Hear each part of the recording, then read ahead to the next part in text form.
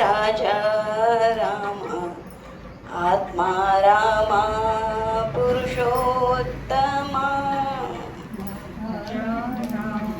राजा रामा आत्मा रामा पुरुषोत्तमा दाशरथे रामा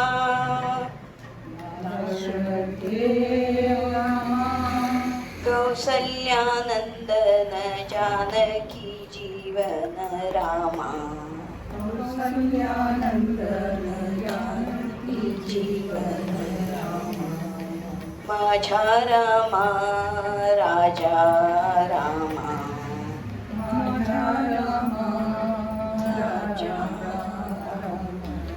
आत्मा रामा पुरुषोत्तमा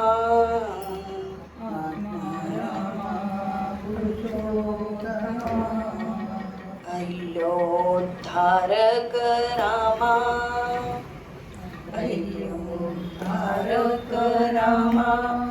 शिवचाप भंजन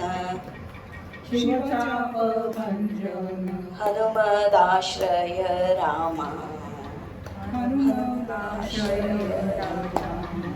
माझा रामा राजा रामा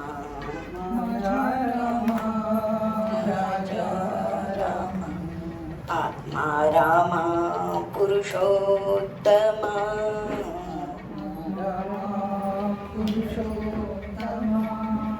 एक वचनी रामा एक बाणी एक पत्नी श्रीरामा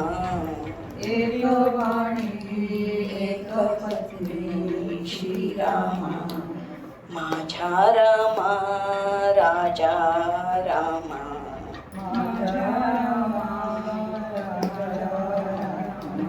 आत्मा रामा पुरुषोत्तमा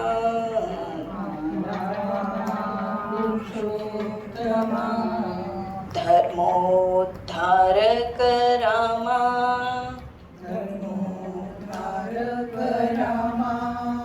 शिष्टरक्षक दुष्टभंजन रामा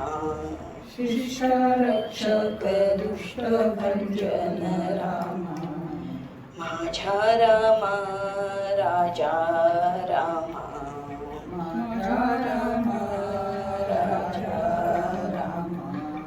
आत्मा रामा पुरुषोत्तमा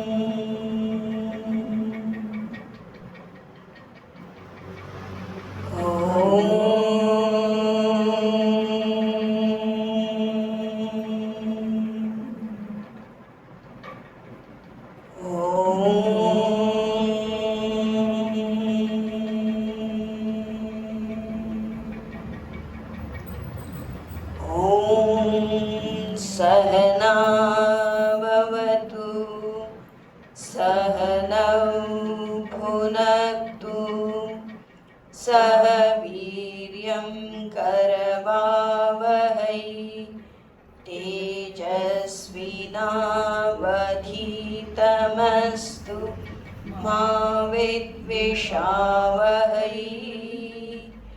ॐ शान्ति शान्ति शान्ति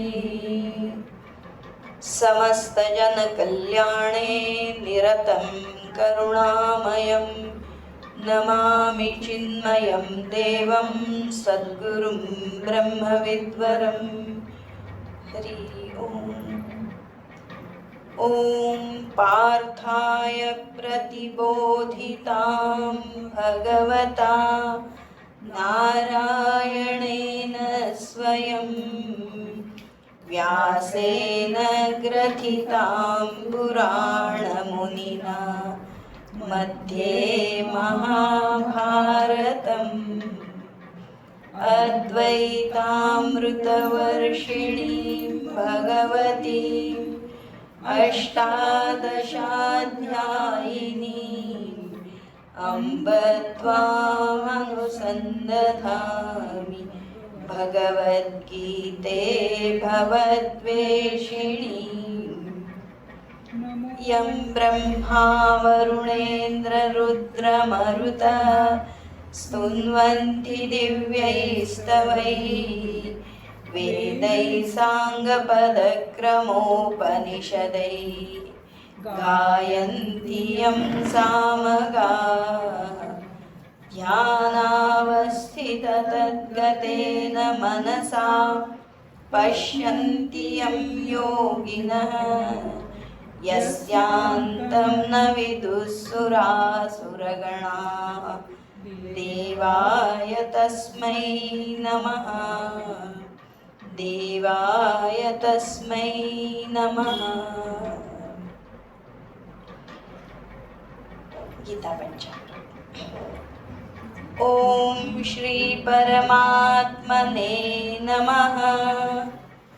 उद्धरेदात्मनात्मानं नात्मानमवसादयेत् आत्मैव ह्यात्मनो बन्धुः आत्मैव रिपुरात्मनः कर्मण्येवाधिकारस्ते मा फलेषु कदाचन मा कर्मफलहेतुर्भूः मा ते सङ्गोऽस्त्वकर्मणि यत्करोषि यदश्नासि यज्जुहोसि ददासि यत्तपस्यसि कौन्तेय तत्कुरुष्व मदर्पणम् अनन्याश्चिन्तयन्तो मां ये जनाः पर्युपासते तेषां नित्याभियुक्तानां योगक्षेमं वहाम्यहम् सर्वधर्मान् परित्यज्य मामेकं शरणं व्रज अहं त्वा सर्वपापेभ्यः मोक्षयिष्यामि मा शुचः। हरिः ओम्। श्लोक क्रमांक 19 पासून म्हणूया। अध्याय 18।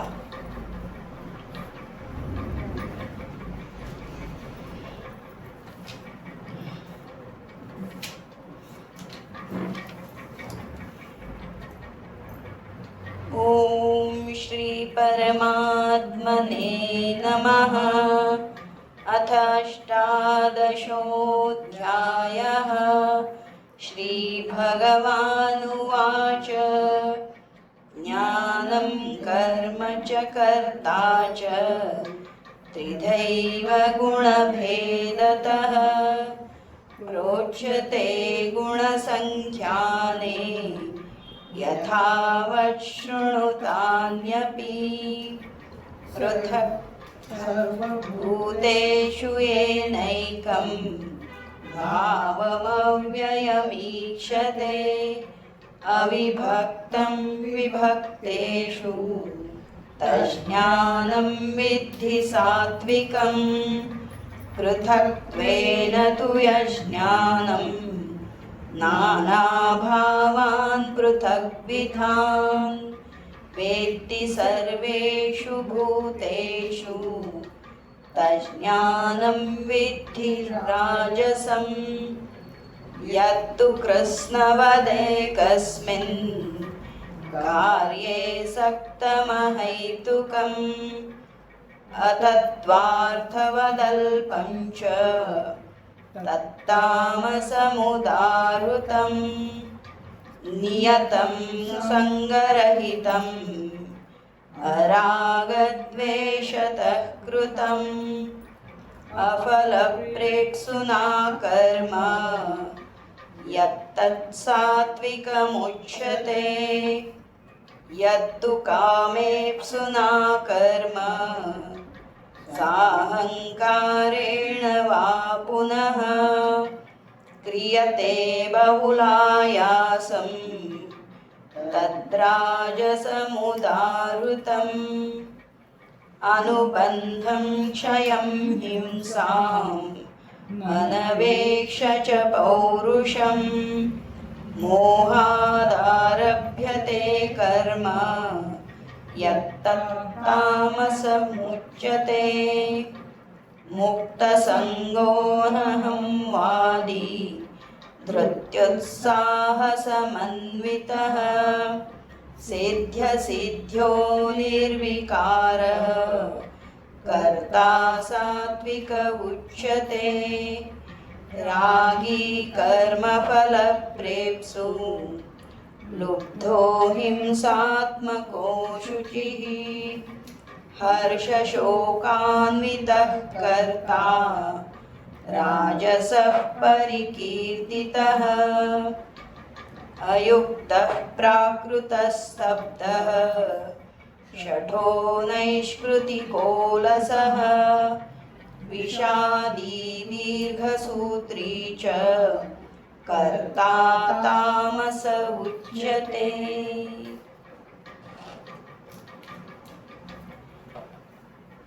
राजस कर्म करणारा राजस करता, तामस कर्म करणारा तामस करता. परंतु तरी देखील कोणतं कर्म म्हणजे राजस आहे, तामस आहे की सात्विक आहे असं काही सांगितलंय का? तर जेव्हा सात्विक कर्म सांगताना काय सांगितलं होतं की नियत कर्म जे आहे, आपलं जे स्वतःचं आपल्याला नेमून दिलेलं कर्म जे आहे त्या अधिकाराप्रमाणे असेल, शास्त्रानुसार जे सांगितलेलं आहे ते कर्म जे आहे ते सात्विक कर्म. म्हणजे नियत कर्म हे सात्विक कर्म असं नाही, ते कर्म कशा प्रकारे केलं जातं त्याच्याप्रमाणे आहे. आणि काम्य कर्म हे राजस कर्म आहे. आणि मग आता आपण हा कशाचा विचार करतोय बरं? प्रत्येकाला काय पाहिजे? कर्मातून मुक्तता हवी आहे. म्हणजेच अगदी टेक्निकल भाषेत म्हणायचं तर नैष्कर्म्य स्थिती जी आहे, नैष्कर्म्य सिद्धी. मग नैष्कर्म्य म्हणजे काहीच कर्म न करणं असं नाही आहे. तर कर्म तर करायचं आहे, पण कर्म करून त्यातून आपल्याला मुक्त कसं होता येईल किंवा ते कर्म करत असतानाही आपल्याला मुक्तता कशी आपण अनुभवू शकतो हे जे सांगितलं आहे की सात्विक कर्म जे आहे ते आपल्याला, सात्विक कर्म जे आहे ते आपल्या मुक्तीकडे नेत असतं. आणि म्हणूनच जे राजस आणि तामस कर्म आहे ते त्याज्य आहे. काम्य कर्म हे करायचं नाही आहे. मग कर्म करायचं आहे पण कर्मफलाचा त्याग करायचा. सिद्ध्यो निर्विकार, सिद्धी असिद्धीचा काही जो विचार करत नाही, म्हणजेच फलत्याग करून जे कर्म केलं जातं त्यामुळे आपोआपच कर्म आपलं सुटत जातं. आपण मागच्या वेळी पण बघितलं होतं की कर्म आणि क्रिया ह्याच्यामध्ये दोन भेद आहे. कर्म जे आहे जितकं आपण सूक्ष्म करत जाऊ जितकं कर्म होत असतं, पण क्रिया कदाचित होत नसेल. जितकं सूक्ष्म होत जाईल कर्म तितक्या मग क्रिया आपल्या सुटत जातात. काही नाही केलं तरी चालतं. जसा राजा आहे तर राजा काही करत नाही, तो प्रत्यक्ष काही झाडू मारत नाही किंवा काय बांधकामं करत नाही. बस फक्त त्याला नुसतं ऑर्डर द्यायची की असं असं असं झालं पाहिजे आणि त्याच्यावर सगळं कर्म होत असतं. जसं उदाहरण दिलं होतं की ती लहान मुलं वर्गामध्ये गडबड करत असतील तर जो शिक्षक आहे त्याचा ज्याच्यावर कंट्रोल नाही आहे तो आपला आरडावर, अरे गप्प बसा, छडी दाखवतो, ठाक ठाक ठाक पेन डस्टर आपटतो. तरी थोड्याफार प्रमाणात काहीतरी होतं. पण तेच एखादे कडक टीचर आले की नुसते डोळे वाटारले की सगळे गडूप एकदम चिडीचूप होतात. आणि जर प्रिन्सिपल आले तर मग नुसतं त्यांचं येणंच पुष्कळ होतं आणि सगळे एकदम सावधान असे होऊन जातात. म्हणजे क्रिया वेगळ्या वेगळ्या झाल्या पण कर्म एकच झालं. शांत बसवायचं कर्म जे झालं म्हणजे हे कसं की अधिकार जेवढा मोठा आहे, जी शक्ती जेवढी, क्षमता जेवढी जास्त आहे, तेवढी क्रिया कमी करावी लागली. म्हणूनच की असं कर्म करायचं आहे की आपल्याला आपल्या ही जी उपाधी आहे, आपलं हे जे मशीन आहे, सगळं गाडी मिळालेली आहे, त्याला आपल्याला नियंत्रित करायचं आहे सगळं. मग म्हणून तर जो राजस करता आहे तो कसा असतो म्हणले, रागी आहे, आसक्त आहे सगळ्यामध्ये, आसक्त राहून काम करतो, त्या कर्मामध्ये आसक्त आहे. मग कुठे आणि कर्माच्या फलाच्या अपेक्षेने तो कर्म करत असतो. मग कुठंतरी काहीतरी मिळालं, अरे इथे फुकट मिळतं आहे किंवा काय इतके डिस्काउंट आहे, 1 get 1 buy 1 आहे किंवा आणखीन काय, हे जर असं केलं तर तिथे जास्त मिळतं आहे. तिथे सगळ्यात तो धावत असतो, कर्मा फलाच्या ह्यानी तो धावत असतो, मिळत असतो म्हणून. आणि जे मिळतं ते तो फक्त स्वतःसाठी घेत असतो, स्वतःच्या स्वार्थासाठीच उपभोग स्वतः घेत असतो. कोणाला मला एवढं मिळालं घ्या वाटा असं काही तो करत नसतो. आपल्या संस्कृतीमध्ये खरं असं नाही आहे ना. कितीही गावातले गरीबीतले गरीब असतात, काय घरात काय भाजी बनवली, अरे चला आम्ही आज भाजी बनवली, हे एवढंसं घासभर काय वाटीभर शेजारी नेऊन द्यायचं किंवा कोणी आलं तर त्याला वाढायचं, घासातला घास आपण द्यायचं. पण जो राजस करताय त्याला ते काही देण्याची वृत्ती नसते, जे स्वतः मिळवलं मीच खाणार म्हणून असा. आणि मग ते त्याच्याविषयी लोभ वाढत जातो त्याचा. आणि जर जे पाहिजे ते मिळालं तर लोभ वाढतो, पण नाही मिळालं तर मग हिंसात्मक होतो तो त्याचा. त्याला म्हटलं की ते हिंसात्मक कसा होतो की ते बोरीचं झाड असतं, त्या बोरीच्या झाडाजवळ गेलं तर काय होतं, आपलं ओढणी म्हणा काय पदर अडकतं, ते कापड त्याच्यावर अडकतं आणि ते काढायला गेलं तर आणखीन जरा फाटतं, ते चिकटून त्याच्यातून आणखीन आम्ही बाहेर निघतो. आणि फळं मात्र बघितलं तर काय नसतं, पोकळ असतं, एवढ्या मोठ्या मोठ्या बियांवरून नुसतं टलफर पोकळ असतं आतून. पण हिंसा मात्र करणारा, दुसऱ्याला त्रास द्यायला ते असतं. आपण दुसऱ्याला किती त्रास देतो ह्याची त्याला तमा पण नसते, विचारही नसतो की आपल्यामुळे दुसऱ्याला त्रास होतोय हा विचार असायचा. तो अतिशय स्वार्थी असा बनतो.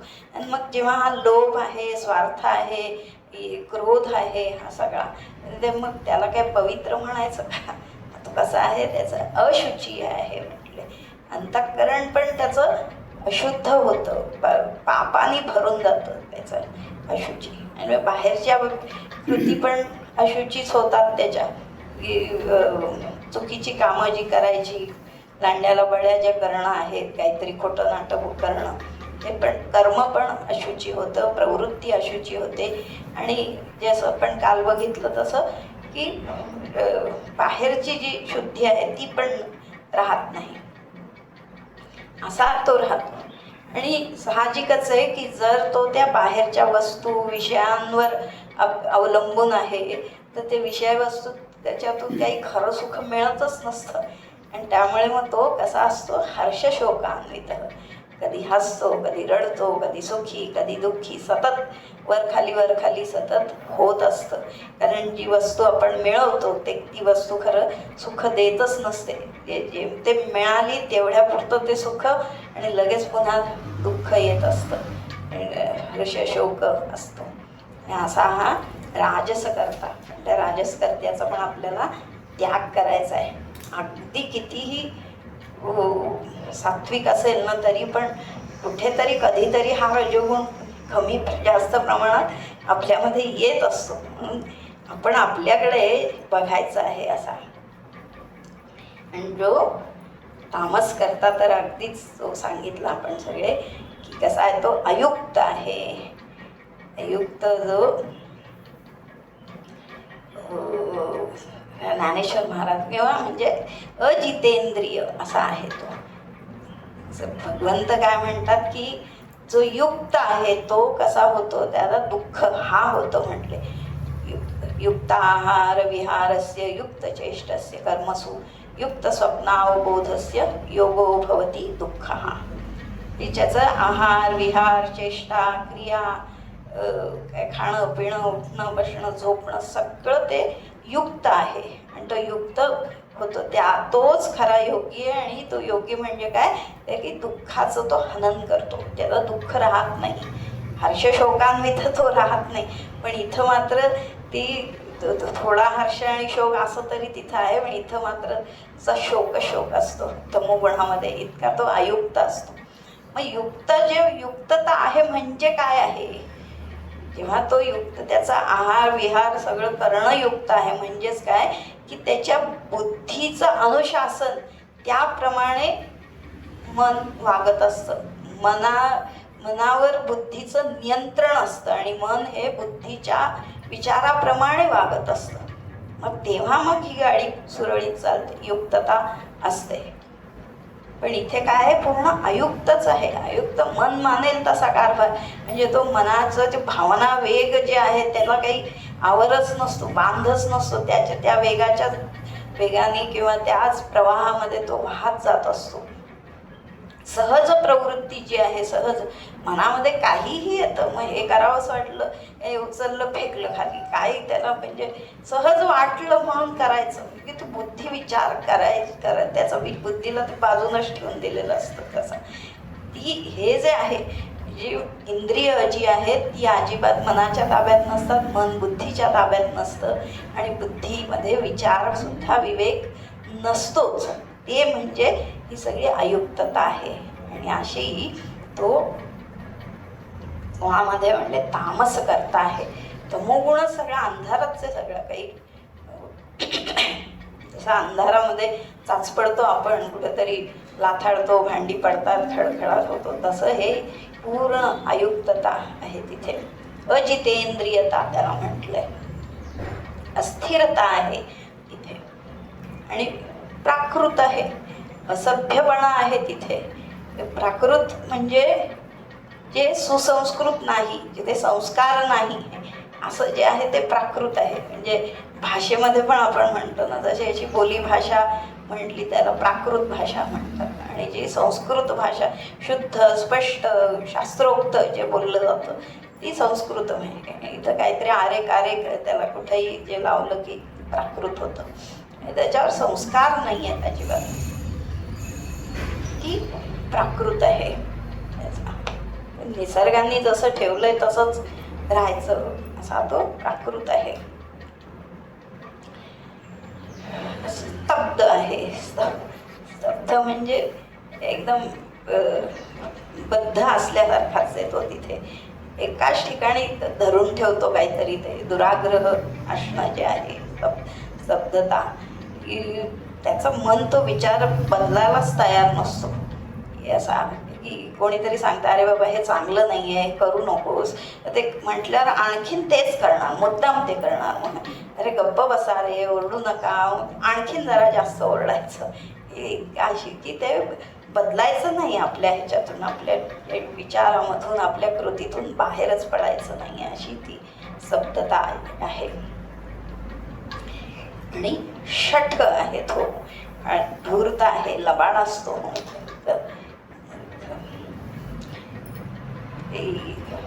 नैष्कृतिक जे म्हटलं ना, त्या नैष्कृतिक त्याला मत्सर म्हटलंय त्याला, की दुसऱ्याचं चांगलं झालेलं कधी त्याला पाहवतच नाही अजिबात, असा आहे.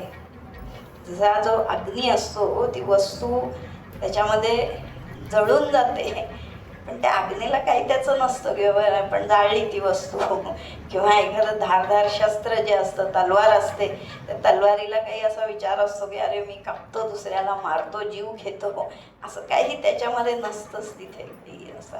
किंवा तो कालकूट जो आहे, मृत्यू जो आहे, की एखाद्याला मी जीव घेतोय त्याचा, असा त्याला तो विचारच नसतो. इतका हा असा नैष्कृतिक असतो की दुसऱ्याचं काही नुकसान होतं आहे हे त्याच्यामुळे मुळी गावीच नसतं अजिबात. त्याला विचारच नसतो की आपण जे करतोय त्याच्यामुळे काही दुसऱ्याचं नुकसान होतं आहे, कोणी फुटतंय हे त्याला काही पडलेलं नसतं. आणि दुसऱ्याबद्दल ते चांगलं झालेलं त्याला अजिबात पाहवतच नसतं. जसं दुधामध्ये मीठ घातलं की काय दूध नाशणारच आहे, फाटणारच आहे दूध, तसं तो साप जो आहे त्याला दूध जरी पाजलं तरी ते दुधाचं तो विषच करून टाकत असतो. तसा हा असा आहे. आणि आलस आहे, अरस तर आहे, पण आळस म्हणजे कशामध्ये स्वतःच कसा आपण पतन करून घेतो. भगवान म्हणतात न आत्मानम अवसादयत, आपण आपल्याला खाली नाही ओढायचं आहे, पतन आपलं करून नाही घ्यायचं आहे. मग ते काय होतं की समजा चांगली संधी आली, अरे सत्संग आहे, तुम्हाला इथे काही चांगलं ज्ञान मिळणार आहे, तर तिथे बरोबर त्याला नाही झोप आली आहे, मला झोपायचं आहे, झोप असतं.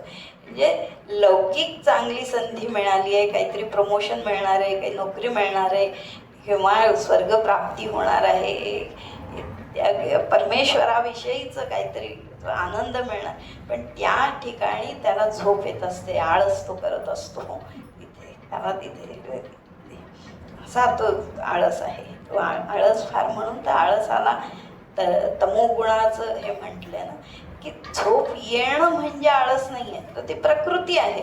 किंवा दिवसभर काम केलं तर थोडा वेळ झोपणं हे आवश्यक आहे, थोडा वेळ झोपलं पाहिजे, शरीराला विश्रांती दिली पाहिजे. पण आळस म्हणजे हा असा आहे, बरेचदा तर ते अगदी म्हणजे वर्गामध्ये सुद्धा ना एक महत्त्वाचा विषय चाललेला असतो आणि तिथे याचं दुर्लक्ष होतं, कुठंतरी मनोरथामध्ये जातो, नाही तर झोपेमध्ये जात असतो आणि मग ते जे ऐकायचं ते राहून जातं. आळस असतो त्याच्यात. हा कोण आहे तो तामस करता आहे, असं विषादी आहे. पहिला अध्यायच म्हणजे अर्जुनाचा जो विषाद वर्णन केला तो असाच होता सगळा, की नैराश्यच मनामध्ये सारखं निराशाच असते, काहीतरी भीती वाटत असते, काही होणार नाही, करणार नाही, जे असा विचार, कारण असं वागल्यानंतर काही चांगलं कोणी होणारच आहे का, आणि मग सतत मनामध्ये दुःखच असतं त्याच्यामध्ये, तसा तो विषादी असतो. दीर्घसूत्री हा एक चांगला शब्द म्हणजे चेंगट असतो म्हटलं त्याला, चेंगटपणा जो आहे ते काम काही उरकतच नाही, तो लवकर लवकर आपला असा लांबवत असतो कामाशी, काम टाळणे न करणे जे आहे, असे होईल, करेल, उद्या करू, ढकलाढकली करायची कामाची. दीर्घसूत्री असा करता जो आहे तो कोण आहे, तामस करता आहे. पण जेव्हा सत्वगुण प्राधान्य असतं सत्वगुणाचं, तेव्हा हे शक्यतो फार कमी असतं. पण आपण हे कशाकरता पाहायचं आहे की आपल्यामध्ये हे थोडंफार पण आलं नाही पाहिजे, त्याच्याकरता म्हणून हे पण कॅटेगरी सगळे सांगतात भगवान की हे काय आहे, हे त्याज्य आहे. काय त्याज्य आहे, त्याग कशाचा करायचा आहे, सगळंच सोडायचं कर्म नाही. जे तमोगुण आणि रजोगुणी कर्म आहे आणि ते आपल्यातला हा करता जो आहे तामस करता आणि राजस करता जो आहे त्याला आपल्याला मारून टाकायचं आहे, ते काढून टाकायचं आहे आपल्याला. आणि ही प्रकृती जोपर्यंत आपण दिसतं आहे, हे दृश्य आहे, जे दृश्य आहे ते गुणात्मकच आहे, त्रिगुणात्मकच आहे. तिथे सत्वरजतम हे असणारच आहे, नाही असं नाही आहे. मग भले आपली बुद्धीसुद्धा कधी तमोगुणी असेल, रजोगुणी असेल, म्हणून भगवान त्याचं सगळ्याचं हे विभाग सांगता आहेत की तो आपल्यातला कर्ता जो आहे, तो कर्ता म्हणजे हा जीव जो आहे, तो जीवसुद्धा कधी तमोगुण, कधी रजगुण, कधी सत्वगुणी असतो. पण मग हे सगळं जर आपण शास्त्र वाचलं आणि त्या शास्त्राप्रमाणे आपल्या बुद्धीला आणि मनाला नियंत्रित केलं तर मग काही हे होणार नाही आहे. एकदा एका गावामध्ये एक चांगला माणूस राहायचा, त्याची 4 मुलं होती आणि ते 4ही जण वेगळ्या वेगळ्या प्रकृतीचे होते. तो पहिला होता तो शेती करत होता, दुसरा होता तो त्यांनी सगळं वेदपाठ वगैरे केले होते, वैदिक पठण वगैरे, पौरोहित्य वगैरे करायचा. तिसरा होता तो चांगलं शिकला, सवरला, सगळं जे अकॅडमिक्सचा असा चांगला उच्च शिक्षित असा झाला. आणि चौथा होता तो बिझनेस करत होता. तर चारही वेगळे वेगळे. आणि मग ते चौघंजण म्हणायचे, प्रत्येकजण म्हणायचा, अरे मी श्रेष्ठ आहे, माझं काम चांगलं आहे, सगळ्यात शेती सगळ्यात चांगली आहे. म्हणत आहे शेती काय कामाची, वेद पठण झालं पाहिजे. तो म्हणायचा माझं काम चांगलं आहे. आणि चौघही भाऊ असून एकमेकांचं का मी कसा श्रेष्ठ हे करत असायचे. मग तरी पण मग एक दिवशी सगळे एकत्र बसले, म्हटले काही झालं तरी आपण भावंड आहोत, तर आपण तर एका घरातलेच आहोत, तर आपल्याला एकच काम काहीतरी केलं पाहिजे. कारण आता चारही जण वेगळ्या वेगळ्या प्रवृत्तीचे, वेगळे वेगळे शिकलेले, एक काम कसं करणार. म्हटले एक काम आपण करू शकतो. म्हटले जेव्हा वडील जातील तेव्हा चौघांना खांदा द्यायचा, ते काम बरोबर एकच आहे. म्हणजे चला आपण ते चारी मिळून एक काम करूया. म्हणले वडील झोपलेले असतात, तब्येत चांगली आहे त्यांची अजून, उचलतात त्यांना चौघांना, मध्ये चौघजण मिळून आणि न्यायला लागतात. ते वडिलांना समजतं अरे काय झालं म्हणून. म्हणलं नाही नेत आम्ही तुम्हाला. ते उतरतात आणि एकेकाला फटकवतात. ही जी कोण श्रेष्ठ कोण कमी, आणि मग एकच काम म्हणजे कुठलं करायचं, अशी ही तमोगुणी बुद्धीला ठेवलंच बाजूला. म्हणजे असं काही काम अमुक एक हे आणि असं काही नाही आहे. म्हणून तर मग त्या बुद्धी कुठली सत्वगुण आहे, बुद्धी आणि आपण बघितलं तर धृती, त्या दोन्ही सुद्धा सांगतात होता. तर त्या आता बुद्धी आणि धृतीचे पण 3 वेगळे, सात्विक कोणती, राजसिक कोणती नाही, हे सगळं आपल्याला हे ज्ञान आहे. आणि आपणच आपल्या बुद्धीला बघू शकतो की अरे ही कुठला विचार आला, हा सात्विक आहे का राजसिक आहे, हे आपण सहजपणे पाहू शकतो आपल्याला. आणि ही पट्टीची शक्यतो आपल्याला वापरायची दुसऱ्यांकडे लावण्यापेक्षा. आणि आमचे ज्ञानेश्वर महाराज तर ना सत्वगुणाचं उदाहरण देताना निसर्गामधलंच त्यांना देता आलं, दुसरं कुठलं देताच येत नाही. पण तमोगुणाचं वर्णन मात्र उदाहरणं द्यायची तर माणसाचीच उदाहरणं दिली त्यांनी. तमोगुणी म्हणजे तो कपटी असतो, नैष्कृती असतो, तो म्हणजे इतका कपट असतं, जसा म्हणले चोर जसं असतो, दुसऱ्याचं मांस लुबाडून घ्यायचं त्याचं हेच बघत असतो. किंवा वेश्या जी असते, प्रेम दिसतं पण कपटी प्रेम असतं ते तिचं. आणि हे जे आहे म्हटले असं करणं जे आहे ते तमोगुणी करता आहे तो. किंवा ते रानामधले भिल्ल असतात की त्यांना खायला मिळत नाही, म्हणून मग ते काय करतात, त्यांची शक्ती आणि त्यांचे शस्त्रास्त्र येणाऱ्या जाणाऱ्यांना लुबाडतात, काय डाके घालतात मोठे, सगळे मिळून एकत्र करत असतात.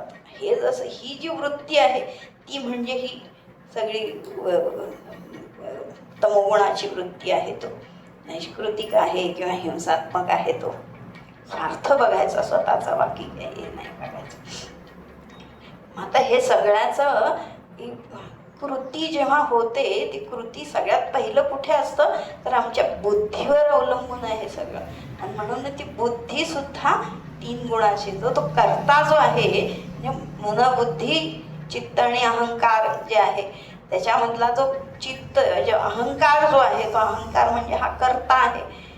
कर्ता आहे, पण तो कर्ता कोणाच्या सहाय्याने हे काम करतो, निर्णय कसा कोण घेतं त्याच्या वतीने, ती आपली आहे बुद्धी, निश्चयात्मिका बुद्धी.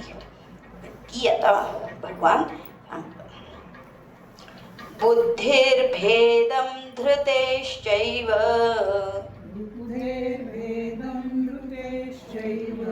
गुणतस्त्रिविधं शृणु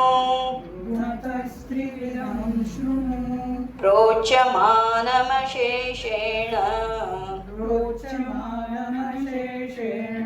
पृथक्त्वेन धनञ्जय. बुद्धिर्भेदं धृतेश्चैव गुणतस्त्रिविधं शृणु प्रोच्यमानमशेषेण पृथक्त्वेन धनञ्जय.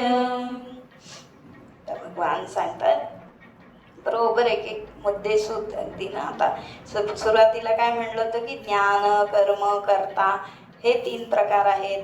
ते सांगितले. आता वेगळ्या विषयाला म्हणजे बुद्धेर्भेदम धृत्यैश्चैव, बुद्धी आणि धृतीचे पण भेद आहेत. कशामुळे? गुणतः, गुणांप्रमाणे. आणि ते गुण किती आहेत?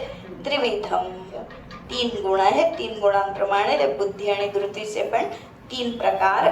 शृणू, ऐक म्हणले. ते मी आता सांगतोय तुला. प्रोच्यमानम, मी आता सांगणार आहे. आणि कसं सांगणार आहे? अशेषेण. भगवान इतके दिलदार आहेत, सगळं अगदी काही न ठेवता, पदरचं काही ठेवत नाहीत, सगळं अशेषेण, काही न ठेवता सांगणार आहेत.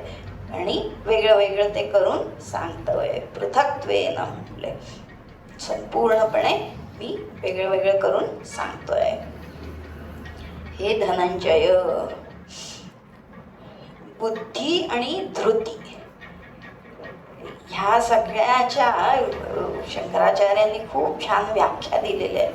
काय आहे धृती म्हणजे काय, बुद्धी म्हणजे काय. आणि धनंजय म्हटले. धनंजय म्हणजे कोण आहे तो? धनंजय की तो धन कमावणारा.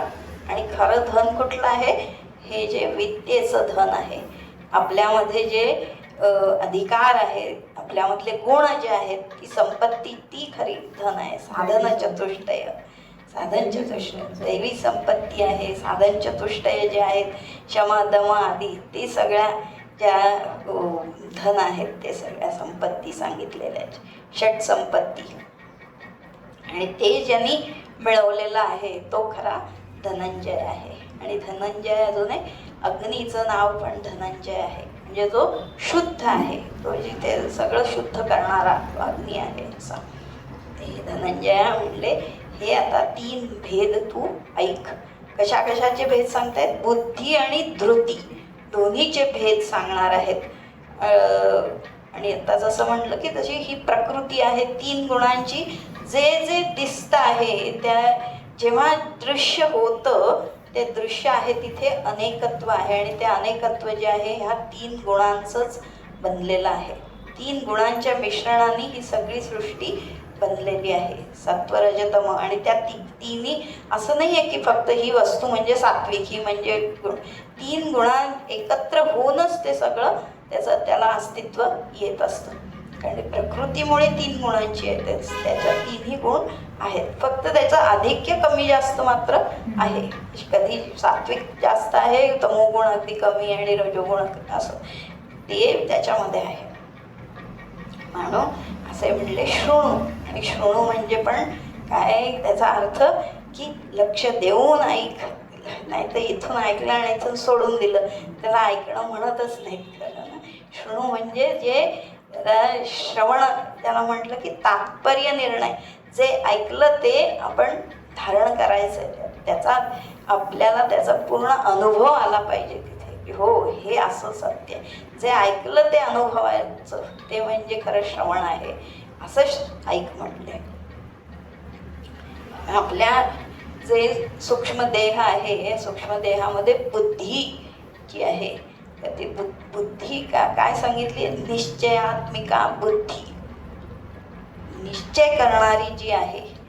जेव्हा या इंद्रियांच्या द्वारे आपल्याला काही वस्तू आपण ग्रहण करतो, म्हणजे पाहतो, ऐकतो किंवा काय चव घेतो, तर ते जेव्हा पाहिलं तेव्हा ही इंद्रिय काय आहेत? फक्त गोलक आहेत. ते फक्त घेण्याचं काम करतात. कॅमेरा जसा फोटो काढण्याचं काम करतो, पण ते कोण आहे, ती व्यक्ती कोण आहे, त्याचा रिपोर्ट देणारा वेगळा असतो कोणीतरी, ते जाणणारं कोणीतरी वेगळं असतं.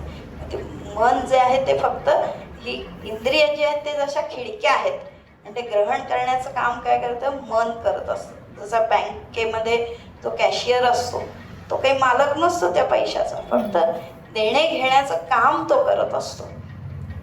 आणि मग त्यात एवढे त्याच्याकडे लाखो रुपये जरी असले तरी त्याचा एकही पैसा नसतो, किंवा त्याचं काय करायचं, विनियोग काय करायचा हे निर्णयसुद्धा तो घेत नसतो. आणि मग त्याचा निर्णय जो आहे की ह्याच्यावर किती इंटरेस्ट टाकायचा आहे, कोणाचे आहेत, काय आहे, हे करणारं त्याच्या पुढचं जे ती बुद्धी आहे, निश्चयात्मिका बुद्धी. मग आता ही निश्चय करणारी बुद्धी जी आहे ती म्हणले की ती 3 प्रकारची आहे, सात्विक, राजसिक आणि तामसिक. कोणती बुद्धी सात्विक, कोणती बुद्धी राजसिक, ते वेगळं वेगळं भगवान अशेषेण हे संपूर्णतः अगदी व्यवस्थित सांगणार आहेत. जसं बुद्धीचं कार्य आहे त्याचे वेगळे वेगळे पैलू जे आहेत ते सगळ्या प्रकारे सांगितलं की मग बरोबर समजणार आहे आपल्याला. आणि तशी धृती. आता धृती काय आहे, जसं सात्विक कर्त्यामध्ये तो त्याला धृतिवान आहे म्हणले, त्याच्याकडे धृती असते. आणि त्याच्यामध्ये काय आपण म्हणलं की कष्ट करण्याची तयारी, चिकाटी आहे, एखादं जे ध्येय आहे ते जोपर्यंत गाठत नाही तोपर्यंत तो त्याच्यामागे लागलेला असतो, त्याला धृती म्हणतात. आणि धृती या शब्दाचा अर्थ काय आहे, धृती म्हणजे धारण करणे, धरून ठेवणे, धारण करणे ना. एखादी वस्तू जी आहे आपण असं पकडून ठेवतो ते म्हणजे धृती आहे. पण मग ती सात्विक, राजसिक, तामसिक काय आहे की आम्ही कशाला पकडून ठेवलेलं आहे त्याच्यावर अवलंबून आहे ती धृती म्हणजे काय आहे. आता तसं पाहिलं तर जी धारणा आपण म्हणतो आपल्या साधनेमध्ये सुद्धा, पतंजली योग जो अष्टांग योग आहे त्याच्यामध्ये सुद्धा धारणा, ध्यान, मग समाधी येते. जी सातवा योग जो आहे तो यम, नियम वगैरे, म्हणजे पहिलं सगळ्या इंद्रियांना संयमित करायचं, त्यांना दमन करायचं, त्यांचं तेवढा आहार वगैरे घ्यायचा, प्राणांना संयमित करायचं. आणि इंद्रिय दमन झालं, प्राणाचं संयमन केलं, मनावर नियंत्रण आणलं. आणि मग जी धारणा आहे की जी आम्ही धारणा केलेली आहे, म्हणजे बुद्धीमध्ये जो विचार एक तसा धरून ठेवलेला आहे त्याच्यामध्ये स्थिती होत असते. आता ती जेव्हा येईल तेव्हा आपल्याला समजेल की नक्की काय आहे हे, धृती काय आहे. तर बुद्धीचा निर्णय जो होतो तो आपल्या धृतीप्रमाणे होत असतो. जे आपण धरून ठेवलेलं आहे त्याच्याप्रमाणे आमची बुद्धी निर्णय घेत असते. जसं कारलं कडू आहे आणि मग ते कारलं कडू आहे, मला आवडत नाही, हे आवडत नाही हे आम्ही धरून ठेवलेलं आहे. मग ते जेव्हा समोर दिसलं, कारलं पानात भाजी वाढली की निर्णय मला नको हा निर्णय लगेच होत असतो. म्हणजे तो प्रयत्नही नसतो, कारण त्या मनाने आधी धरून ठेवलेलं आहे की हे मला आवडत नाही, ते चांगलं नाही आहे, हे धरून ठेवलेलं आहे. तसं म्हणजे ज्याप्रमाणे आमची धारणा असते त्याप्रमाणे बुद्धी निर्णय घेत असते. म्हणजे इतकं सूक्ष्म हे सगळं, म्हणजे मेंदूतला काहीतरी भाग वगैरे असं नाही आहे. मेंदू म्हणजे हा काय म्हणायचं, स्थूल शरीराचा भाग आहे. पण ही जी सूक्ष्म देह जो आहे ती सूक्ष्म देह म्हणजे शक्तिरूप आहे, तो दिसणारा नाही आहे. असा काहीतरी कुठला तरी अवयव, काहीतरी पेशींनी बनलेलं असं काही हे नाही आहे. या सूक्ष्म देह त्याला म्हटले. आणि अशी ती बुद्धी, जशी आमची धृती आहे तशी बुद्धी निर्णय घेत असते. आणि मग ते कसं आहे म्हटले, त्रिगुण आहे, त्रिगुणात्मिक आहे. ती कशाचं प्राधान्य असेल त्याप्रमाणे ती करत असते. आता भगवान सगळे एकदम अशेषत म्हणजे व्यवस्थित एक एक एक एक करून सांगणार आहेत. आता पहिली कुठली म्हणले, बुद्धी सांगतात आधी, प्रवृत्तीं च निवृत्तीं च कार्याकार्ये भयाभये बंधं मोक्षं च या वेत्ति बुद्धिः सा पार्थ सात्विकी. प्रवृत्तिं च निवृत्तिं च कार्याकार्ये भयाभये बंधं मोक्षं च या वेत्ति बुद्धिः सा पार्थ सात्विकी. सात्विक बुद्धी. कोणती सात्विक बुद्धी? आता अर्थातच सात्विक म्हणजे जे जे चांगलं आहे, उत्तम आहे, उदात्त आहे, उज्ज्वल आहे, दूरदृष्टी आहे, त्याच्यामध्ये ज्ञान आहे, आशा आहे, असं जे अतिशय कष्ट करण्याची तयारी आहे, समर्पण आहे, ते जो आहे तो सात्विक जो गुण आहे. मग अशी सात्विक बुद्धी कोणती आहे म्हणजे प्रवृत्ती आणि निवृत्ती. कारण बुद्धी काय आहे, निर्णय घेणारी शक्ती जी आहे, निर्णयाची वृत्तीची आहे. मग प्रवृत्ती निवृत्ती, प्रवृत्ती म्हणजे कर्म करणे आणि निवृत्ती म्हणजे निवृत्त, कर्म सोडणे, म्हणजे कर्मयोग आणि संन्यास. जसं प्रवृत्ती निवृत्ती, कार्य अकार्य, कार्य म्हणजे जे केलं पाहिजे, जे करायला हवंय, आणि अकार्य म्हणजे जे नाही केलं पाहिजे, विधी निषेध. भय अभय, कशामध्ये भीती वाटून घ्यायला पाहिजे, कशाची भीती वाटली पाहिजे आणि कशाबद्दल आपण निर्भयता बाळगली पाहिजे. बंध मोक्ष, कशात बंध आहे आणि बंध काय आहे, मोक्ष काय आहे, हे सगळं जो जी व्यक्ती जी जाणते, ती सगळं ती जाणते अशी जी बुद्धी, ती म्हणले सात्विकी. हे पार्थ, ही सात्विक बुद्धी आहे. म्हणजेच काय की बुद्धीचं कामच आहे विवेक करणं. आता विवेक कशा कशामध्ये आहे, तर बरोबर जे योग्य विवेक जेव्हा होतो, तर जेव्हा आपण निर्णय घेत असतो, तर सगळ्यात पहिलं काय की आपली प्रवृत्ती जी आहे की काय करायचं आणि म्हणजे कर्म करायचं आहे की कर्म नाही करायचं आहे, प्रवृत्ती आणि निवृत्ती.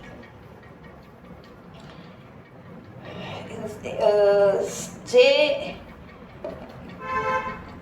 ही सृष्टी जी निर्माण झाली आणि त्या सृष्टीमध्ये जे जीवन सांगितलेलं आहे आणि जीवनाचं ध्येय जे सांगितलंय, तर ते ध्येय साध्य करणं आहे. म्हणजे अगदी सोप्या भाषेत आपण म्हटलं तर सुखप्राप्ती, शांती, सुख, समृद्धी ही कशामुळे आपल्याला मिळेल, तर त्याच्या मागे जे मार्ग सांगितले ते सगळ्या ह्याच्यामधले जर बघितले तर हे दोन मार्ग आहेत.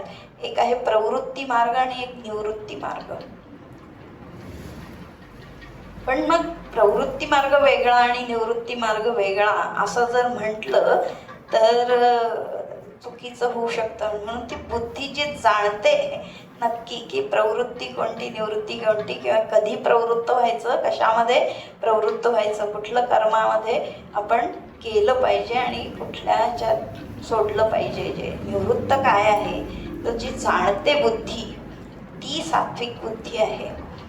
जसं आता आपण जर हा काळ सगळा बघितला, जसा अर्जुन जो आहे, अर्जुनाला प्रश्न पडला होता की एक आपलं जे दोन ध्येय आहेत, काय प्राप्त करायचं आहे आपल्याला, एक आहे श्रेय आणि एक आहे प्रेय. तर प्रेय जर मला मिळवायचं आहे, प्रेय म्हणजे काय, जे सुखकर आहे, जे दिसतंय मला, की मला गाडी पाहिजे, बंगला पाहिजे, काय ही वस्तू हवी आहे, तर काय पैसे द्या आणि घ्या. मग ते पैसे नाही आहेत तर ते पैसे कमवा, उधार घ्या, कर्ज काढा, काय लोक जे काही कर्म आहे ते. मग प्रेय जे आहे ते आपण आपल्या कर्माने मिळवू शकतो. पण जे श्रेय आहे ते श्रेय कशामुळे प्राप्त होईल, प्रवृत्ती की निवृत्तीमुळे, सोडल्यामुळे का धरल्यामुळे, कशामुळे मिळेल बरं. आणि ती बुद्धी जी जाणते ती बुद्धी सात्विक बुद्धी आहे की प्रवृत्ती. आणि मग जो समाजामध्ये एक काळ गेला आहे, म्हणजे अगदी आपलंच भारतीय संस्कृती असं नाही, जगामध्ये बघितलं तरी सुद्धा, अगदी ख्रिश्चन धर्मामध्ये पण बघितलं, त्यांच्याकडे जे पंथ झाले प्रोटेस्टंट आणि काय कॅथलिक वगैरे, तर हेच होतं की अगदी सुरुवातीला जेव्हा धर्म की अरे हे विषय सगळे विषासमान आहेत, ते आपल्याला अडकवतात, बंधनात टाकतात, म्हणून मग त्या विषापासून अगदी बाहेरच राहायचं, विषयांपासून पूर्ण निवृत्त, असं जे एक हे झालं. मग कशामध्येच इतकं बंधनं की विवाह करायचा नाही, हे खायचं नाही, ते करायचं नाही, अमुक करायचं नाही, अगदी सगळ्यामधून निवृत्त. पण मन थोडी ना आहे तसं. मन तर चोर चोर आहे, ते धावतच, प्रलोभनं आहेत तिथे धावतं. आणि मग जर समोरासमोर करू शकत नाही, उघड उघड नाही करू शकत, मग काय करतं, मग उलटा मार्ग काहीतरी मागून जायचं, खालून घ्यायचं, जे चालतं चोरी छिपे जे करणं होत असतं. म्हणून मग त्यांचा जो पंथ दुसरा आला की ठीक आहे की हे असं चोरून करण्यापेक्षा अधिकार देऊ आपण. जसं आपल्याकडे पण जे म्हटलंय ना, छंदांसी यस्य पर्णानी यस्तम वेदस वेदवेद, वेदांमध्ये कर्म करायला सांगितलेलं आहे. खरं हे सगळं बंधनातलं आहे किंवा हे मिथ्या आहे, हे सगळं अशाश्वत आहे. परंतु तरी देखील मला जर वाटतं आहे, जर हे दृश्य आहे आणि हे जर मला वाटतंय, तर मग वेदांनी आम्हाला जी काय म्हटलं त्याला परमिशन दिली आहे, हो ठीक आहे तुम्ही करू शकताय असं, तुम्हाला काय पैसे मिळवायचे आहेत तर मग चांगला मार्ग, जो योग्य मार्ग तो निवडा आणि ते कष्ट करा आणि पैसे कमवा. किंवा मग मला भोग घ्यायचा आहे, मग विवाह करा, विवाह करून मग गृहस्थ जन्म त्याच्यामध्ये तुम्ही हे करा, की तिथे दिलंय, अलाउड केलं असं. हे सगळे जे वैश्य शूद्र ब्राह्मण वगैरे यज्ञ याग करायचे आहेत, मग त्याच्या यज्ञ यागामध्ये पशुबलीचा पण अधिकार तिथे मिळाला. क्षत्रियाला असं त्याचं हे आहे, कुठंतरी मारायचंय घडायचंय, ठीक आहे तू क्षत्रिय आहे, तुला अधिकार आहे, तो चांगल्या ह्याच्यासाठी तू ते तुझी शक्ती किंवा तुझी जी प्रवृत्ती आहे ती वापर तू अशी. मग ही जी हे वेदांनी जे दिलं की जशी आमची प्रवृत्ती आहे ती प्रवृत्ती कुठे वापरायची आणि निवृत्ती कधी करायची आहे. आणि भगवंताने म्हणून तर हे इथे तेच सांगितलंय की म्हणजे इथून प्रवृत्ती, इथे हे मला प्रवृत्ती नको आहे, मी निवृत्ती. आता एकदम संन्यास घेऊन नाही झालं. हे कसं आहे की दोन वेगळे वेगळे नाही आहेत. भगवान काय सांगतात की म्हणजे शंकराचार्यांनी की त्या पायऱ्या आहेत.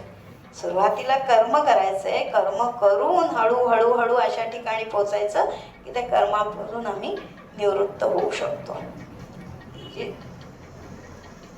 जो विहंगम मार्ग जो आहे, ज्ञान मार्ग सांगितला, समजा पक्षी आहे तर तो अगदी सहज उडत उडत त्या फळावर जाऊन खाऊ शकतो लगेच. पण ती मुंगीने तसं त्याला करून चालणार नाही. मुंगीला तोच मार्ग हळू हळूहळू ती त्या कुठं खाली जमिनीवरून चालत जाईल, मग त्या खोडावर चढेल. म्हणजे जानेवारीमध्येच तिचा प्रवास सुरू होतो.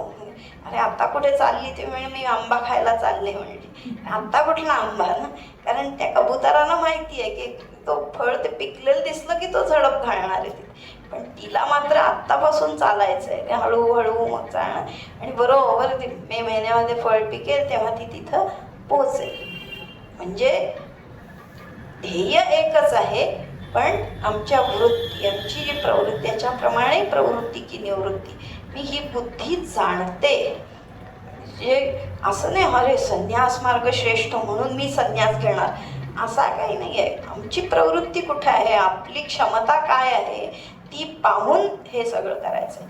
जसा राजसकर्ता जो आहे तो का बरं लुब्ध आहे आणि तो हिंसात्मक का होतो, कारण त्याला ते एवढं प्रलोभन दिसतं की तो आपली क्षमता बघतच नाही की आपण हे करू शकतो का, बस त्याच्यामध्ये मला मिळतंय ना मग मी करणार, त्याची काही बघतच नाही. असा जो हे करतो. आणि प्रवृत्ती आणि निवृत्ती, कर्म मार्ग आणि संन्यास मार्ग. अजून मनामध्ये वासना आहेत, मला हे हवंय ते हवंय, करायचंय हे करायचंय, आणि सगळं सोडून आम्ही जर भगवे वस्त्र घालून घेतले तर तेच चुकीचं आहे. सात्विक बुद्धी फक्त याचा फायदा म्हणून फुकट मिळतं, खायला आश्रमात राहायला मिळतं असाच विचार करून जर तो गेला तर ती बुद्धी सात्विक कधीच नाही म्हणायची आहे. त्याची प्रवृत्ती आणि निवृत्ती हे जी ओळखते, जाणते हे सगळं, काय प्रवृत्त आहे, प्रवृत्त कशामध्ये व्हायचं आहे आणि निवृत्त कधी व्हायचं आहे. योग्य वेळी की आता झालंय, आता मला संपलं, मग जायचं आहे, ते जे जाणते ती बुद्धी सात्विक बुद्धी आहे. आता जसं प्रवृत्ती निवृत्ती आणि कार्य अकार्य हे दोन्ही जसं सारखं वाटतं, पण इथे काय आहे की प्रवृत्ती म्हणजे मनाची प्रवृत्ती, की आता बिझनेस केव्हापर्यंत करायचा आहे. आपण समजा एखादा बिझनेस करतोय तर मग चिन्मय मिशनमध्ये प्रवचन ऐकलं किंवा सगळे साधू बघितले म्हणून बिझनेस सोडून दिला असं काही करून नाही चालणार आहे. असं करणं चुकीचं आहे ना. मग ती आपलं जो एक जीवनाचा मार्ग आहे तो, आणि मग त्याच्यामध्ये कार्य अकार्य म्हणजे विधी निषेध, की कायद्याप्रमाणे किंवा धर्माप्रमाणे काय करायला सांगितलं आहे आणि काय नाही करायचं आहे, आपलं कर्तव्य कर्म काय आहे हे जाणणं. आणि शिवाय जे विधी निषेधाप्रमाणे की पैसा कमवायचा आहे, पण मग पैसा कसा कमवायचा, काळ्या मार्गाने की डाव्या मार्गाने, कुठल्या मार्गाने कमवायचा आहे हे जाण. की कार्य अकार्य जे आहे, चुकीचं जे आहे ते नाही करायचं आहे, हे मला सांगितलेलं नाही त्यामुळे हे मी करायचं नाही आहे, हे जे आहे हे जी बुद्धी जाणते. योग्य अयोग्य जे आहे कर्मामधलं कुठलं कर्म योग्य आहे कुठलं अयोग्य आहे हे जाणणं जे आहे. आता ह्याच्यात पण आहे ना की वेगळे वेगळे धर्म आहेत. आपल्याकडे जे शास्त्र आहेत, धर्मशास्त्र वेगळं आहे, अर्थशास्त्र वेगळं आहे, राज्यशास्त्र वेगळं आहे. आणि त्याच्याप्रमाणे मग जेव्हा अर्थशास्त्राप्रमाणे बघितलं तर एखादं कार्य जे करायला पाहिजे, धर्मशास्त्राप्रमाणे ते निषेध सांगितला असतो तिथे. म्हणून ही बुद्धी सगळं योग्य प्रकारे जाणते. जसा अर्जुन पहिल्या अध्यायामध्ये काय म्हणतो, ह्या आतताईंना मारून मी काय घेऊन करू म्हणून. आता एकीकडे आतताई म्हणतोय आणि त्यांना मारून म्हणतोय, त्यांना मारून मी पाक करतोय. खरं म्हणजे आतताई अशी आहे, त्यांना म्हटलंय की जिथे दिसतील त्यांना मारायचं इतका. असं काय धर्माने हे केलेलं आहे की ज्यांनी 6 गुन्हे केलेले आहेत अशी व्यक्ती, मग तो ब्राह्मण जरी असेल काय गुरु जरी असेल तरी त्याला तिथल्या तिथे दिसताक्षणी मारायचं आहे असं सांगितलेलं आहे. आतताई म्हणजे जे जमीन लुबाडतात, पैसे सगळे चोरून घेतात, दुसऱ्याची स्त्री घालून घेतात, कोणाचा खून करायचा प्रयत्न करतात, विषपान करायचा, अग्नी घर जाळायचं, हे 6 गुन्हे जो करणारा आहे जो तो आतताई आहे म्हणजे अर्थशास्त्राप्रमाणे आहे. पण मग मी अध्यात्मशास्त्रामध्ये सगळे जण सारखेच आहेत, सगळ्यांना क्षमा करा. तर ही क्षमा करण्याची जो धर्म आहे तो राजाचा धर्म नाही आहे, तो संन्यासाचा धर्म आहे. तिथे आम्ही राजाच्या गादीवर बसून तो धर्म करणं चुकीचं आहे. मग कार्य काय अकार्य काय आहे हे जाणणं जे आहे. जर ते लहान मूल रडत आहे आणि ते माझंच आहे म्हणून त्याला चुकीचं केलंय तर त्याला फटकायलाच पाहिजे, त्याला कधी मारलंच पाहिजे एखाद वेळेला. मग ते जे मारलं आहे ते खरं मारणं ही हिंसा आहे एका प्रकारे. ती हिंसा कधी होते, जेव्हा मी क्रोधाने केली जाते, क्रोधापायी जे कृती होते तिला हिंसा म्हणतात. पण जर प्रेमापोटी त्याचं चांगलं घडवण्यासाठी जर ती केली आहे तर ती हिंसा नाही होऊ शकत. जर डॉक्टर पण सुरीने कापतोच आणि तो डाकू पण सुरीने कापतो पोट, पण त्याचं दोन्हीचे भाव वेगळे आहेत, त्याचे त्याच्या मागे हेतू वेगळे आहेत. ह्याने जीवन वाचवण्यासाठी ते कापलेलं आहे आणि इथे त्यांनी स्वतःच्या स्वार्थासाठी. म्हणून कार्य काय अकार्य काय हे जाणणारी बुद्धी ती सात्विक बुद्धी आहे म्हटले. तर भय अभयमध्ये काय भेद करायचा बरं असं वाटतं ना. म्हणजे काय भय अभयमध्ये काय, ती पण सात्विकता आहे. आता बघा ना, कधी जेव्हा तुमच्याकडे आजकालच्या ह्याच्या कधी कधी चांगलं काम करायला पण भय वाटत असतं. पण चांगलं काम करायला भय कशाला पाहिजे, लोक काय म्हणतील, कसं होईल, असं ह्याच्यात काय भय वाटायचं आहे किंवा लाज वाटत असते. चांगली छान साडी नेसून नथ वगैरे घालून कॉलेजमध्ये जायला लाज वाटते, कसं काय पण करायचं ना. पण तेच तर आहे की कशापटी भय वाटलं पाहिजे आणि कशासाठी नाही वाटलं पाहिजे मला. नाही तर निर्लज्जासारखं मस्त बॉटल आयन महा करायचं, त्याच्यात मला काही भय वाटत नाही. असं ही जे निषिद्ध आहे, जे माझं कर्तव्य नाही, जे मानवतेला शोभा देणारं नाही आहे, त्याच्याविषयी मला भय वाटलं पाहिजे. ते कर्म करताना किंवा ते कर्म घडत असताना मला भीती वाटली पाहिजे. आणि जेव्हा की राष्ट्रासाठी मी प्राण देतो आहे, तर ते प्राण देताना सुद्धा भय नाही वाटलं पाहिजे. कशामध्ये भय आणि कशामध्ये अभय वाटलं, ते जे आहे ते सात्विकता आहे ती. हो, आपल्यावर अरे तुम्हाला एकटे राहतात भीती नाही वाटत का? त्याच्यात भीती कशाला वाटायला पाहिजे ना. एकटं, पहिलं गोष्ट एकटंच नाही आहे आपण, कधी आपल्याबरोबर असतंच कोणीतरी.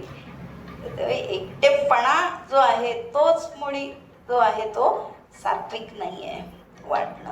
अरे एकटे कसे राहतात, एकटं राहतच नाही खरं म्हणजे तो विचार किंवा तो प्रश्नच चुकीचा आहे. म्हणजे भय कशामध्ये वाटलं पाहिजे जी आहे ती. आणि ही अभय वाटणं जे आहे ते अभय ही पहिली संपत्ती सांगितली आहे, दैवी संपत्ती आहे. म्हणजे कशाचंच भय नसणं.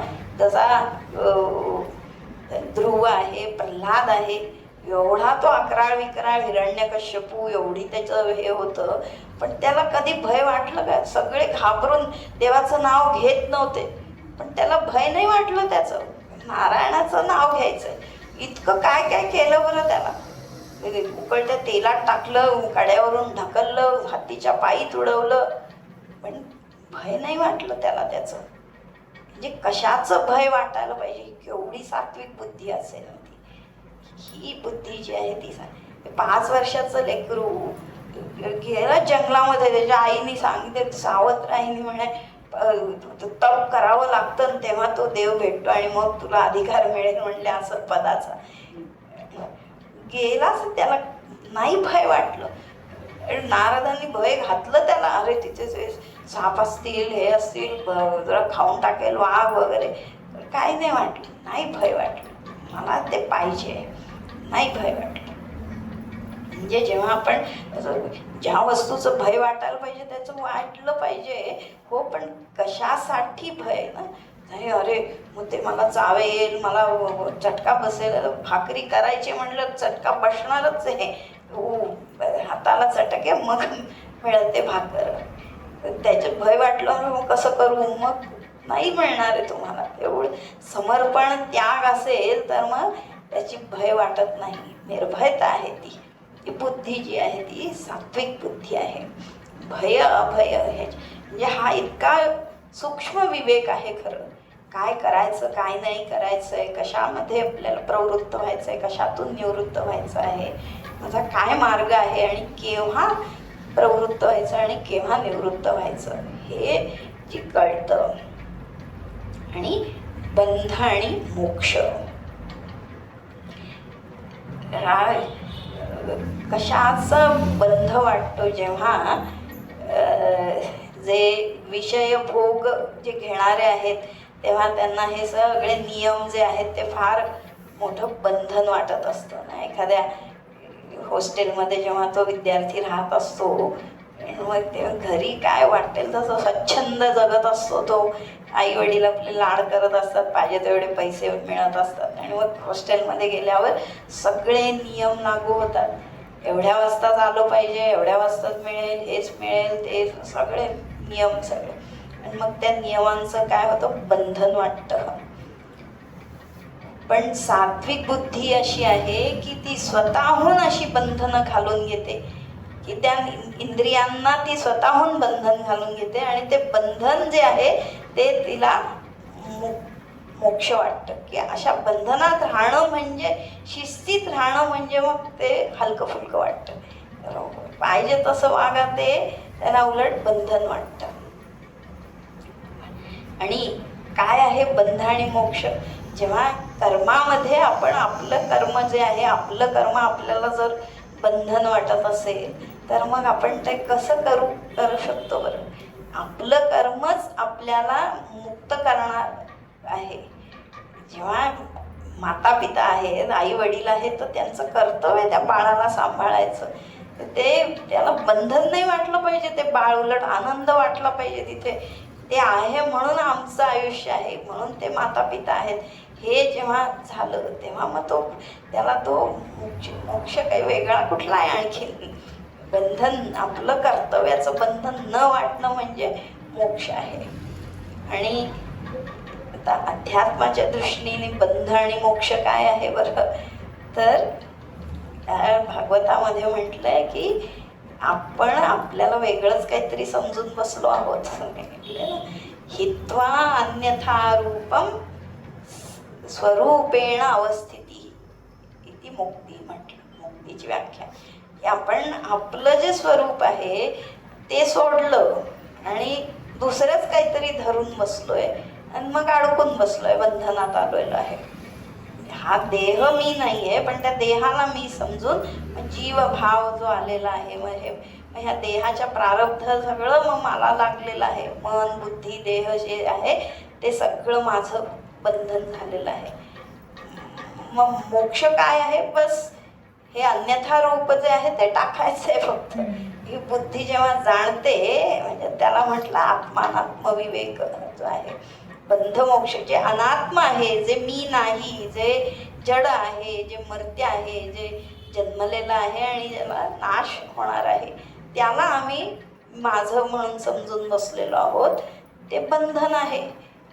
बस मग ते सोडलं म्हणजे मोक्ष आहे. हे जे जाणते बुद्धी ती सात्विक बुद्धी आहे. फार घासून तिला करावी लागेल ती सात्विक, अशी ती सात्विक बुद्धी आहे. तर राजसिक बुद्धी काय आहे?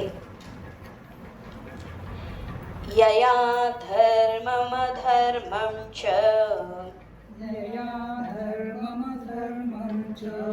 कार्य, बरोबर आहे, कार्यं च कार्यमेव च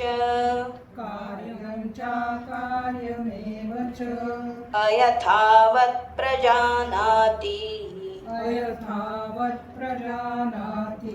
बुद्धिः सा पार्थ राजसी.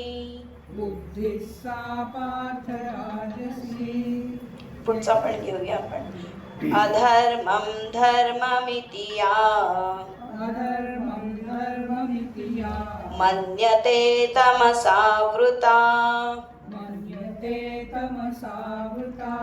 सर्वार्थान् विपरीतांश्च बुद्धिः सा पार्थ तामसी. सगळे मिळून दोन्ही श्लोक. यया धर्ममधर्मं च कार्यं च कार्यमेव च अयथावत् प्रजानाति बुद्धिः सा पार्थ राजसी.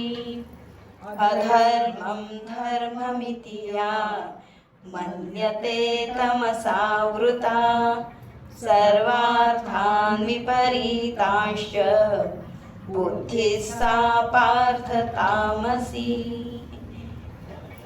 आता अशी सात्विक बुद्धी म्हणजे सर्वश्रेष्ठ बुद्धी आहे.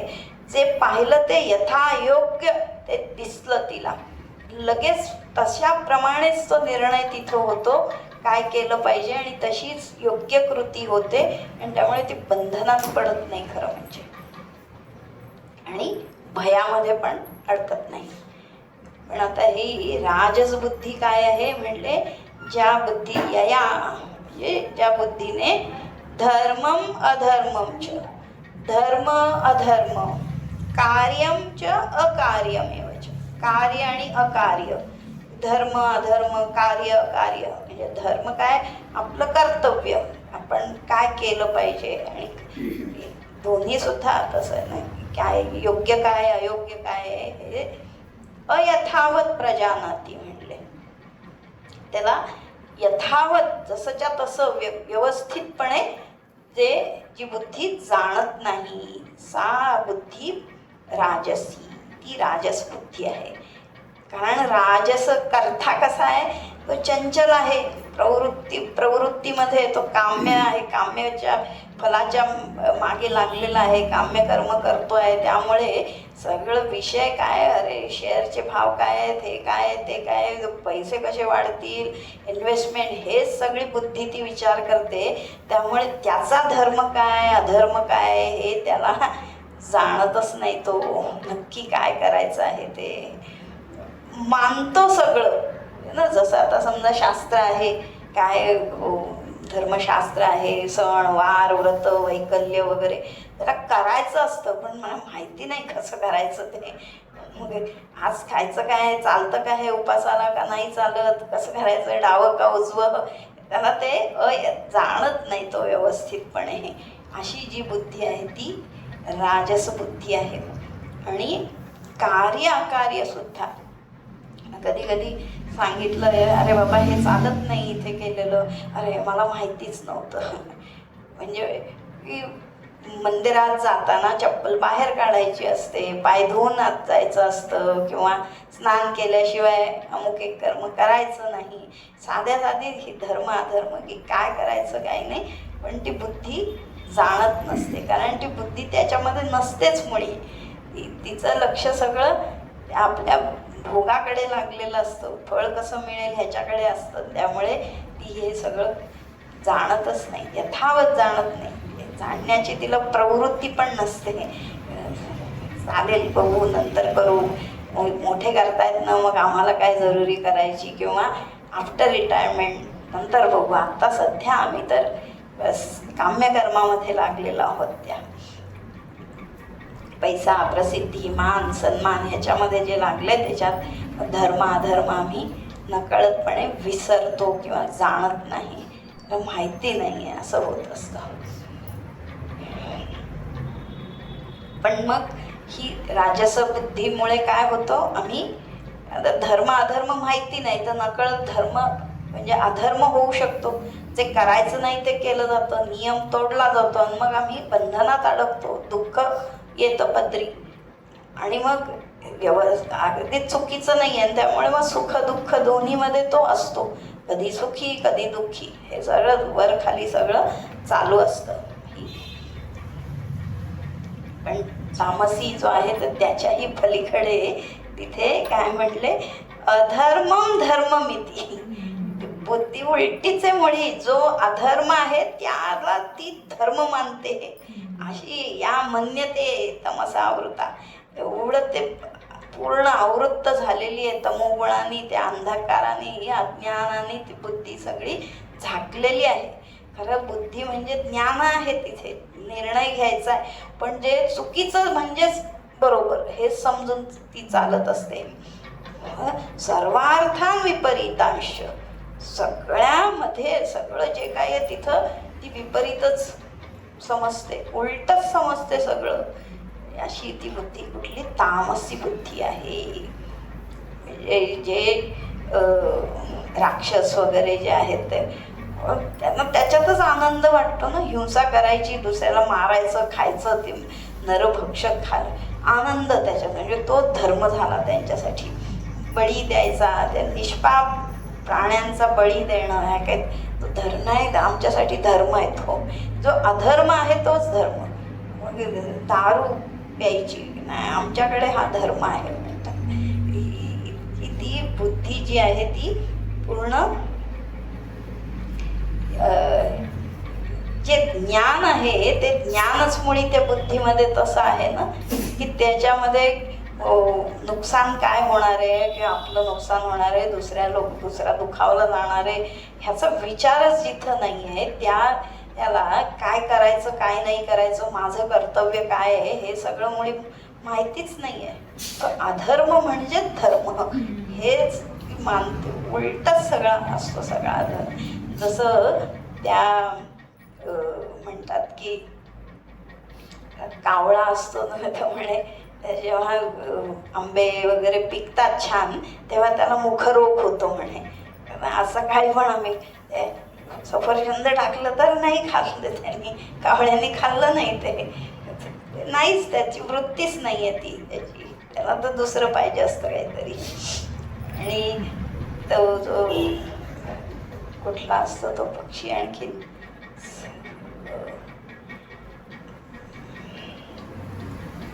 काय म्हणतात त्याला, घुबड घुबड.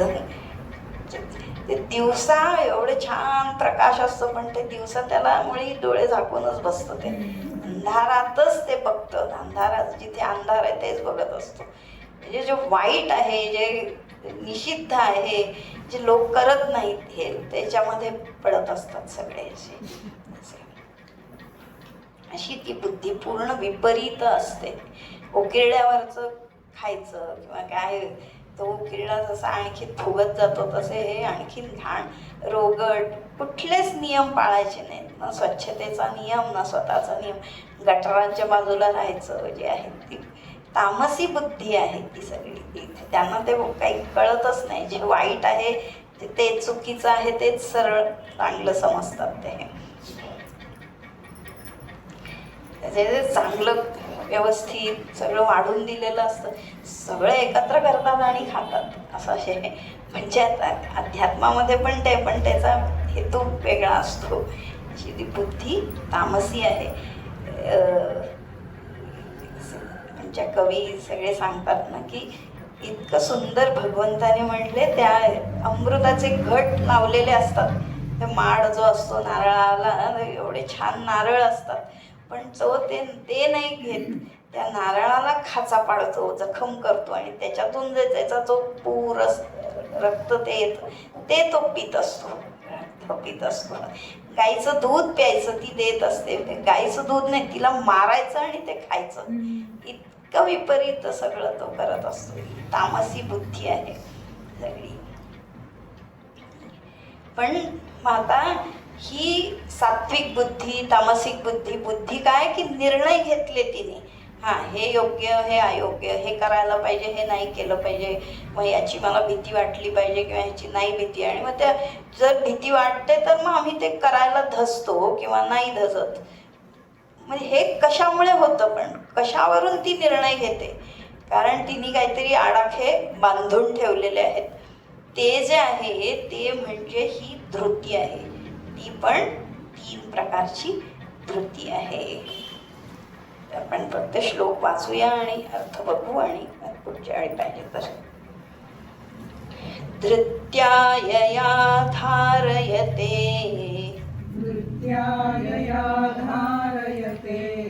मनः प्राणेन्द्रियक्रियाः,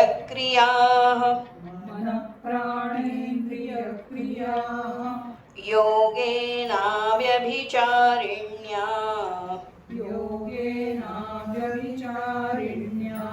धृतिः सा पार्थ सात्विकी, यया तु धर्मकामार्थान्,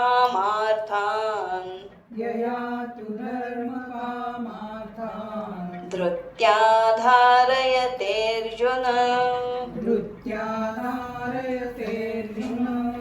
प्रसंगेन फलाकांक्षी,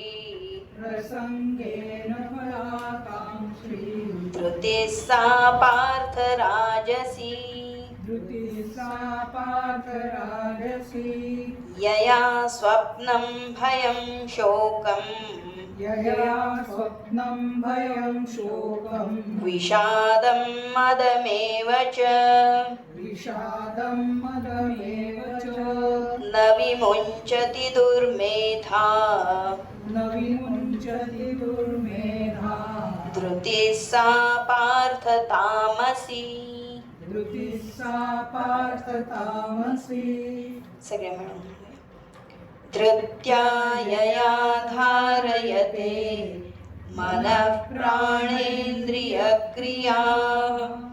योगेनाव्यभिचारिण्या, धृतिः सा पार्थ सात्विकी, यया तु धर्मकामार्थान्, धृत्या धारयतेऽर्जुन, प्रसंगेन फलाकांक्षी, धृतिः सा पार्थ राजसी, यया स्वप्नं भयं शोकं, विषादं मदमेव च, न विमुञ्चति दुर्मेधा, धृतिः सा पार्थ तामसी. धृती 3 प्रकारची. तर सात्विक धृती कोणती म्हणले? अशी धृती धृत्यायया धारयते. इथे ही खरं धृतीची व्याख्या आहे की ज्याच्यामुळे आपण जे धारण करतो ती धृती आहे. पण मग कशाला धारण केलं, कशाला धरून ठेवलं? हे मन प्राणेंद्रिय क्रिया, हे आपले जे मन प्राण इंद्रियाच्या क्रिया ज्या आहेत त्याला बरोबर धारण करून ठेवलंय. कशाद्वारे? योगेन, योगाद्वारे मन प्राण इंद्रिय यांच्या क्रियांवर बरोबर संयम ठेवलेला आहे त्याला. आणि कशा प्रकारे ते म्हणले? अव्यभिचारिण्य, अव्यभिचारीपणाने. अजिबात तिथं काही दुसरा म्हणजे प्रलोभन वगैरे तिथं काही नाही आहे, व्यभिचार कुठलाही नाही आहे. एकदम स्थिरता आहे, अविचलता अशी आहे. अशी जी धृती आहे ती सात्विक धृती आहे. जेव्हा करता आपण बघितला तो कसा आहे? मुक्त संगहम अनहमवादी धृती, उत्साह समन्वित. पण त्याची धृती कोणती आहे? ही धृती आहे की त्यांनी कशामध्ये तो संग नाही आहे, कुठल्या विषयामध्ये नाही आहे, कुठल्या परिस्थिती देश हे नाही आहे. तर तो फक्त की परमेश्वराशी संग आहे किंवा धर्म जे आहे जे चांगलं आहे त्याच्याशी त्याचा संग आहे. आणि मग कशाला धृती काय आहे त्याची? तर जी इंद्रिय जे आहेत त्या इंद्रियांवर त्याचं संयम आहे. त्या इंद्रियांना बरोबर त्यांनी पकडून ठेवलेलं आहे. कशामध्ये? शास्त्राच्या बेडीमध्ये, शास्त्राच्या ज्या नियमांच्या बेडीमध्ये, त्या नियमाच्या बंधनात त्या मन प्राण इंद्रियांना धरून ठेवलेलं आहे. हे शास्त्राचे नियम कसे होतात म्हणून त्याला काय म्हटलं? योगेन म्हटलं.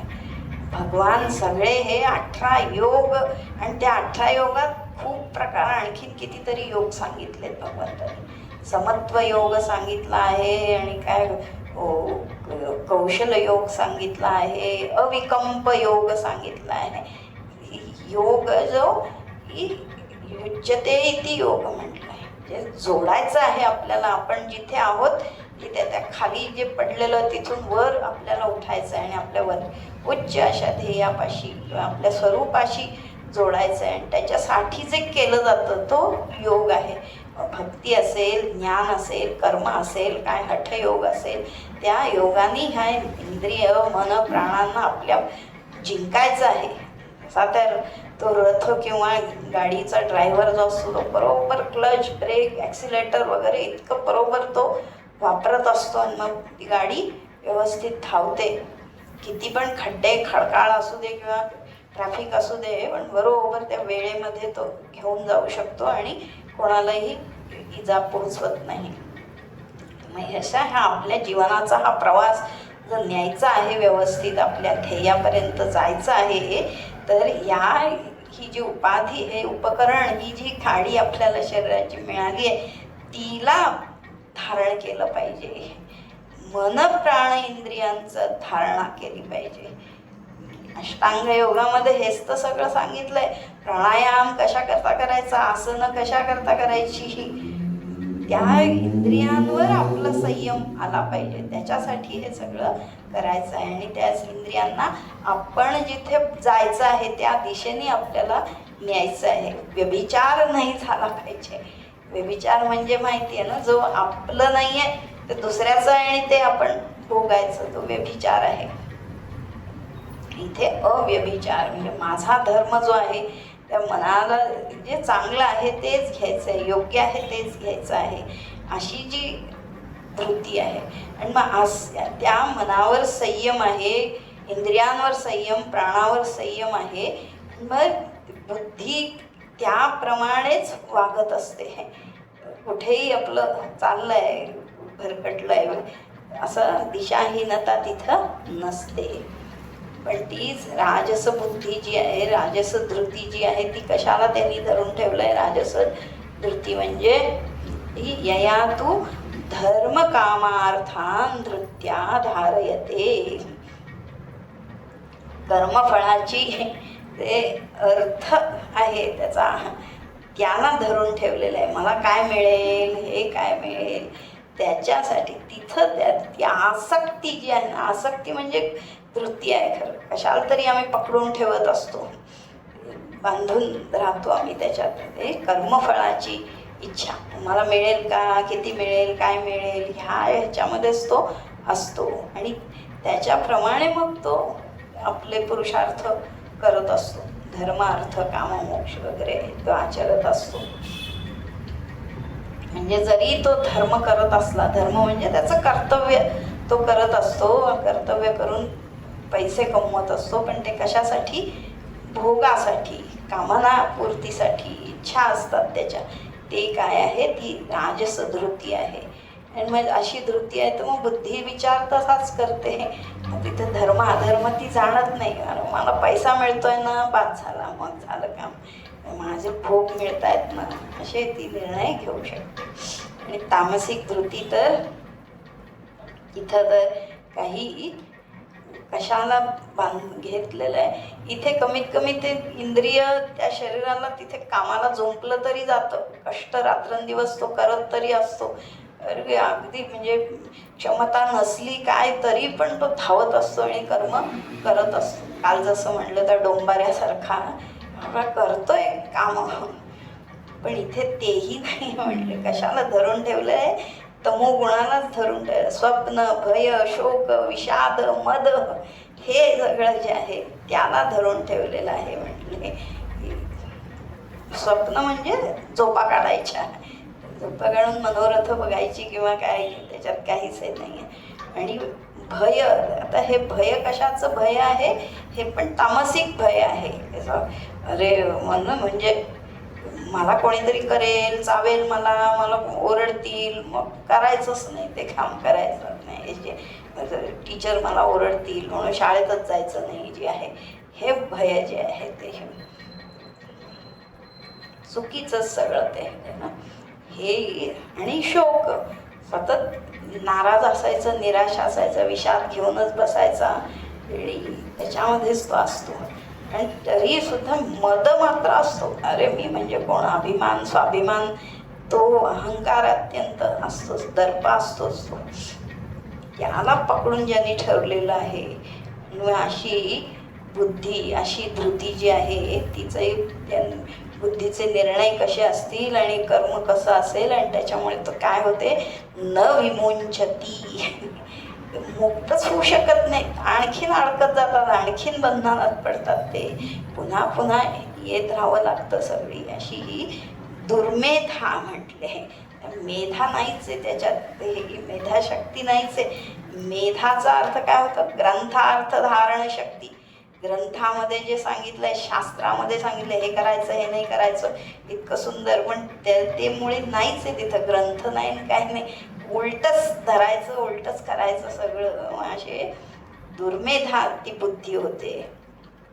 अशा ह्या धृतीमुळे तामसी धृती आहे. आपल्या काय म्हणायचं, पुण्याई असेल, गुरुकृपा असेल, ईश्वरानुग्रह असेल आणि प्रयत्न असतील काही, की नक्कीच आपण ह्या राजस आणि तामस ह्याच्यामध्ये बाहेर आलेलो आहोत. सात्विकतेमध्ये तर नक्कीच आहोत, पण सत्वाच्याही पुढे जायचं आहे आपल्याला. आणि त्या सत्वामध्ये तुम्ही त्या अहंकाराला आणायचं नाही आहे मध्ये. त्याच्यासाठी ही साधना जी आहे. ओम सर्वे भवन्तु सुखिनः, सर्वे सन्तु निरामयाः, सर्वे भद्राणि पश्यन्तु, मा कश्चित् दुःखभाग् भवेत्. ओम शांति शांति शांतिः. हरि ओम. श्री गुरुभ्यो नमः. हरि ओम.